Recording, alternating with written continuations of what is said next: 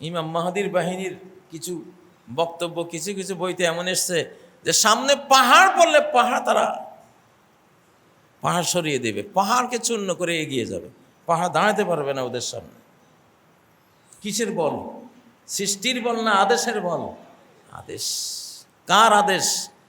সর্বশক্তিমানের আদেশ। উনি আদেশ দিয়েই কাজ করেন, উনি কথা দিয়েই মহাবিশ্ব গড়েন। নজরুল যে বলেছিল, কাগজ দিয়ে বানাই জাহাজ, কাগজ দিয়ে উড়ো জাহাজ বানাই কত রোজ, ঠিক না? কাগজ দিয়ে উড়ো জাহাজ শিশুকালে আমরা বানাইছি। আল্লাহর সামনে এই মহাবিশ্বটা কাগজ দিয়ে বানানো উড়ো জাহাজের চেয়ে আরো কি, আরো তুচ্ছ ব্যাপার। একটা অর্ডার দিয়ে, একটা মুখের বাণী দিয়ে এরকম হাজার কোটি মহাবিশ্ব উনি তৈরি করতে পারেন। আমরা সেই রাব্বুল আলামিনের অর্ডার সাথে নিয়ে চলি। আমাদের শক্তির পরিমাপ করা কোনো শক্তি, বৃহৎ শক্তি, পরাশক্তির পক্ষে সম্ভব না। কি পরিমাণ পাওয়ার আমাদের ভিতরে থাকে, এক একজন ইমানদারের সাথে থাকে। লাফালাফি করো না, লাফালাফি করে মরবা, আল্লাহর মায়ের খাইয়া মরবা, ঠিক না কথা?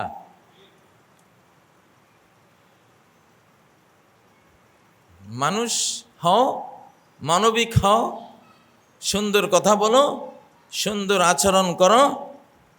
এটা আল্লাহ পৃথিবী বানিয়েছে, পৃথিবীর নাজ নেয়ামত, পাক পাখালি, গাছ গাছালি, পাহাড়, নদী, সাগর, জঙ্গল, বন বনানি, এই সব কিছু বানিয়েছে তাদের জন্য যারা স্রষ্টার প্রতি ঈমান এনে স্রষ্টার সামনে সিজদা অবনত হবে। قل هي للذين آمنوا في الحياة الدنيا। বলো, যত সুখের, ভোগের, আনন্দের, সৌন্দর্যের যত জিনিস এই বিশ্বে, মহাবিশ্বে আল্লাহ সৃষ্টি করেছেন কাদের জন্য? কুল, হে নবী তুমি বলো, লিল্লাযিনা আমানু। কাদের জন্য? মুমিনদের জন্য। মুমিনদের উসিলায় বেঈমানরা খায়, কাফেররা খায় ইমানদার উসিলায়। আর ইমানদার মারতে আইছো না, কার উসিলায় সিন্নি খাইলা মোল্লা চিনলা না। আরে ভাই, আমরা সরকারি বাহিনী, সরকারের ইবাদত করি, আসল সরকারের, যে সরকারের কাছে সব রেকর্ড আছে। সরকারি বাহিনী জমিনে নামছে, ফেরেশতা বাহিনী জমিনে আছে, দেখা যাবে না কিন্তু কাজ হয়ে যাবে। বদরের যুদ্ধে এক সাহাবী এক কাফেরের পিছে ছুটছে, ওর আগে সেই করে একটা আওয়াজ হয়ে তার মাথা পড়ে গেছে। উনি বলে, কাউকে তো দেখলাম না, কল্লাটা ফেলাইল কে? আল্লাহর গুপ্ত বাহিনী আছে না নাই? এই যে গুপ্ত একটা কথা এখন সমাজে ছড়াইছে, এটার একটা কয় না, যত কিছু রটে কিছু না কিছু বটে।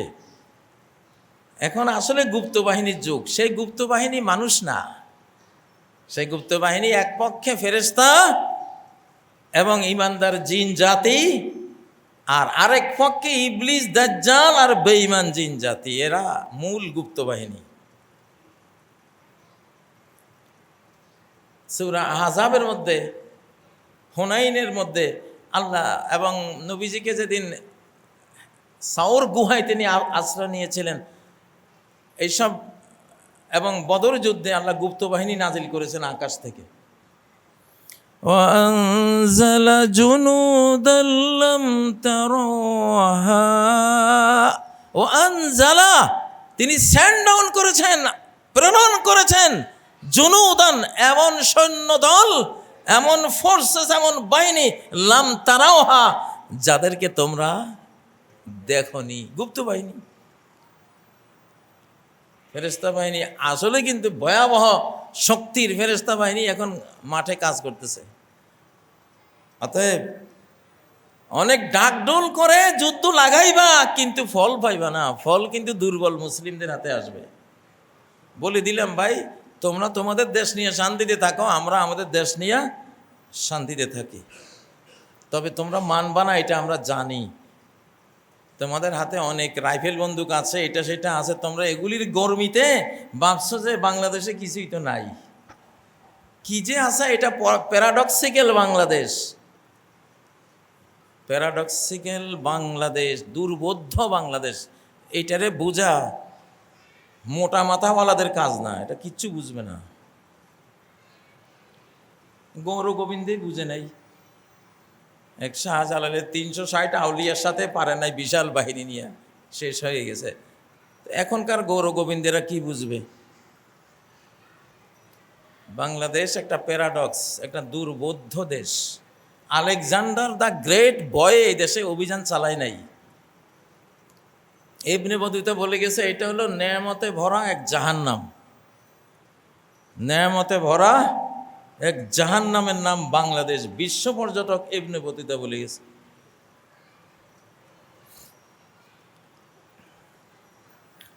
বাংলাদেশি জাতি, বাংলা ভাষী জাতিকে অনেক তুচ্ছ-তাচ্ছিল্য করা হচ্ছে।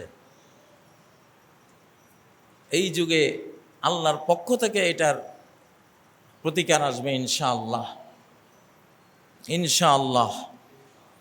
তো বলতেছিলাম সারা কোরআন ব্যাপী আল্লাহর আদেশের ক্ষমতা।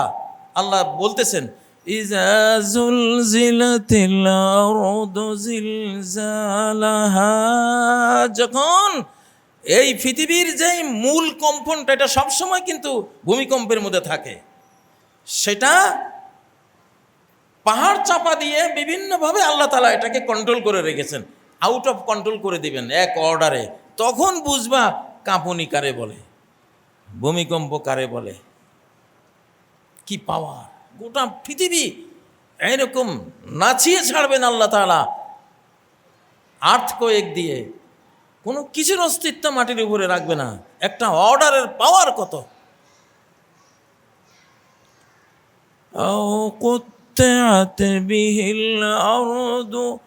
আল্লাহ বলছেন যে এই কোরআনের মধ্যে এমন ক্ষমতা লুকিয়ে আছে, গোটা পৃথিবীকে টুকরা টুকরা করে দেওয়া যাবে কোরআনের, শুধু কোরআনের ক্ষমতা দিয়ে।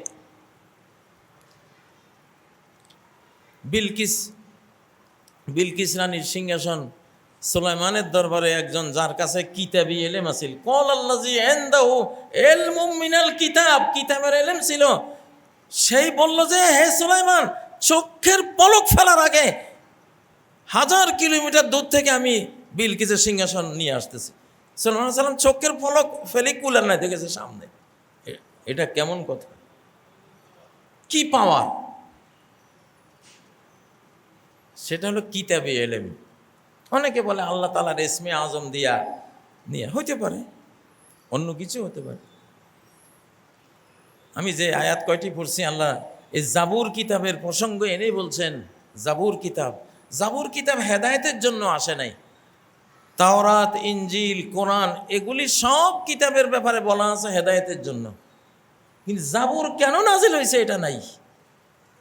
কোনোখানে আল্লাহ জাবুরের ব্যাপারে বলেন নাই এটা হেদায়েতের জন্য নাজিল করেছে। ওটা বিজ্ঞানের কিতাব,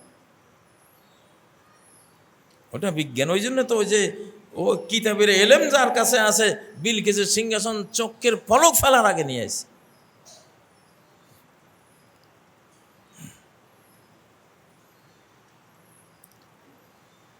আমি এই লম্বা কথাগুলো টানতেছি এই জন্য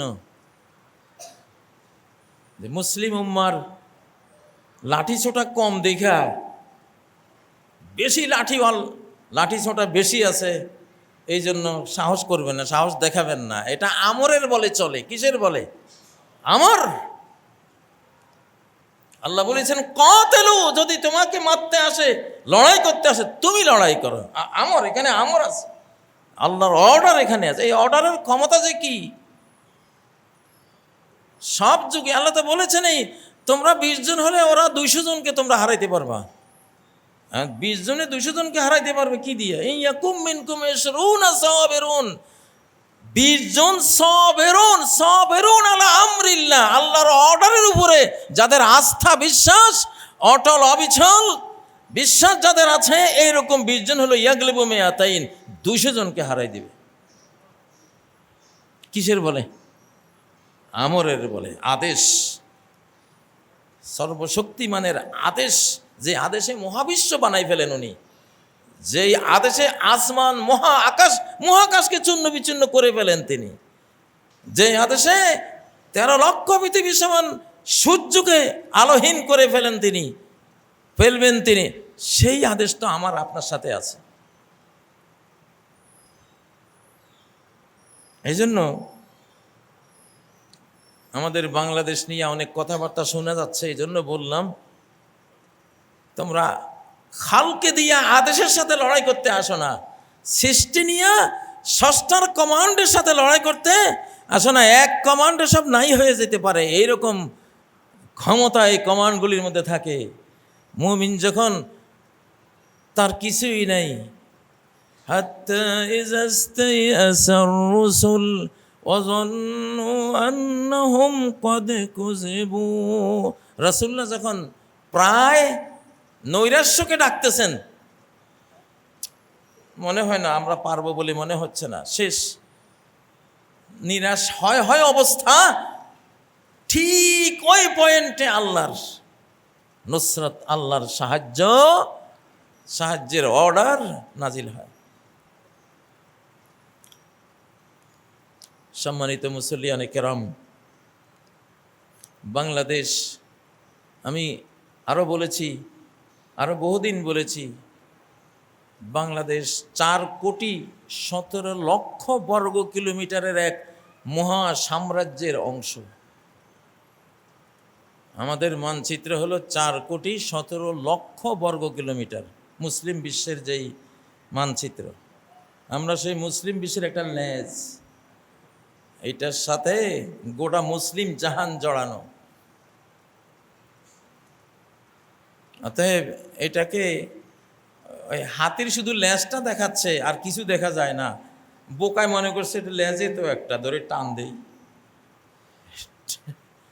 এখন শিয়াল বা বিড়াল কুকুর যদি হাতির লেজ ধরে টান দেয়, হাতি যখন দাঁড়াবে তো পায়ের তলে ফেলে তো পিষে ফেলবে।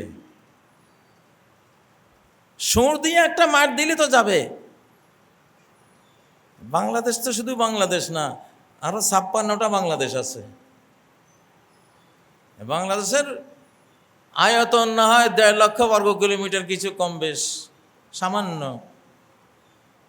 বাংলাদেশের মতো এরকম বাংলাদেশ আছে যে 27 লক্ষ বর্গ কিলোমিটার, 23 লক্ষ বর্গ কিলোমিটার আছে না? এরকম ছোট বড় 57টা বাংলাদেশ পৃথিবীতে আছে। অতএব আমরা দুর্বল না, আমরা কিছুতেই দুর্বল না। আমাদের ইন্টারন্যাশনাল মানচিত্র হলো 4,17,00,000 বর্গ কিলোমিটার। সামনে আরো বাড়বে ইনশাআল্লাহ, সামনে আরো বাড়বে। যাদের বল হইল আসমানে, তাদেরকে জমিনে ভয় দেখায় লাভ কি? কোনো লাভ আছে? লূত আলাইহিস সালাম একা একজন, গোটা জাতি মরে গেছে ওনার বিরুদ্ধে লড়ে। কেমনে? উনি একলা হলে কি হবে? ওনার সাথে উপরওয়ালা জড়িত, উপরওয়ালা জড়িত না? সম্মানিত ভাইয়েরা, আল্লাহর আমরের উপস্থিতি, আল্লাহর আমর, আতা আমরুল্লাহি ফালা তাস্তাজিলু, আল্লাহর আমর এসে গেছে। ফাইজা জা আমরুল্লাহি কুদিয়া বিল হক, আল্লাহর কমান্ড যখন এসে যাবে, সত্য বিচার হয়ে যাবে। ওয়া খাসিরা হুনালিকাল মুবতিলুন, অসত্যপন্থীরা সম্পূর্ণ ধ্বংস হয়ে যাবে। ওয়া খাসিরা হুনালিকাল কাফিরুন, বেঈমানরা সম্পূর্ণ ধ্বংসপ্রাপ্ত হবে। কিসের কারণে? আল্লাহর আমরের কারণে, আদেশের কারণে, কমান্ডের কারণে। অতএব কথাবার্তা সবাই হিসাব নিকাশ করে বলা উচিত। বাংলাদেশ আগ্রাসী না, আমাদের ইতিহাসে নাই আমরা কাউকে আক্রমণ করেছি। আমাদেরকে কেউ আক্রমণ করলে কিন্তু আমরা খালকার আমর দুইটা দিয়ে লড়বো ইনশাআল্লাহ। ওরা শুধু খালকে দিয়ে, সৃষ্টি দিয়ে লড়তে আসবে, আর আমরা লড়বো সৃষ্টি দিয়েও, আবার স্রষ্টাকে দিয়েও। স্রষ্টার আমর আমাদের সাথে থাকবে, আমাদের সাথে পারার কোনো সম্ভাবনা নেই, কোনো সম্ভাবনা নেই ইনশাআল্লাহ। তো এই জন্য আমরা শান্তিপ্রিয় জাতি, আমরা চাই না কেউ ভুল করুক। ভুল করলে পরে আল্লাহর আদেশ এখানে কার্যকর হয়ে পরিণতিটা যারা আগ্রাসী হবে তাদের উপরে যাবে ইনশাআল্লাহ। আর আমাদের তো শহীদি মরণ না, আমাদের জীবনের একটা চাওয়া পাওয়া আছেই, এটা হবে, এটা হবে। যারা যাবে আল্লাহর কাছে জান্নাতে চলে যাবে, যারা থাকবে তারা উপমহাদেশ শাসন করবে ইনশাআল্লাহ। যাই হোক, এটা একেবারে অদৃশ্য সংবাদটা বা ভবিষ্যতে যেটা হবে সেটা আপনাদেরকে বললাম। কারণ ভবিষ্যৎ ফিউচার দর্শন না থাকলে, ফিউচার ভিশন না থাকলে কোনো জাতি বাঁচতে পারে না, তার আগামীটা কি এটা বাঁচতে পারে না। আর আমি আরও একবার বলেছিলাম, হালাকুল হিন্দে বিসিন, হিন্দ ধ্বংস হবে চীনের দ্বারা, বাংলাদেশ দ্বারা না। হিন্দুস্তান ধ্বংস হবে চীনের দ্বারা, এটা তো হাদিস। এই হাদিসটা তো বাস্তবতা বলতেছে সত্য। তাহলে এটা তো বাংলাদেশ দিয়ে হিন্দুস্তান ধ্বংস হবে না, বাংলাদেশের কারণে সে ধ্বংস, বাংলাদেশে এমন কিছু করবে না যে ওরা ধ্বংস হবে। তাহলে অযথাই বাংলাদেশকে, বাংলা ভাষীদেরকে কেন দোষ দেওয়া হবে? ধ্বংস কার কি কারণে ধ্বংস হবে এগুলি বয়ান তো লেখা আছে। হ্যাঁ, তো সেজন্য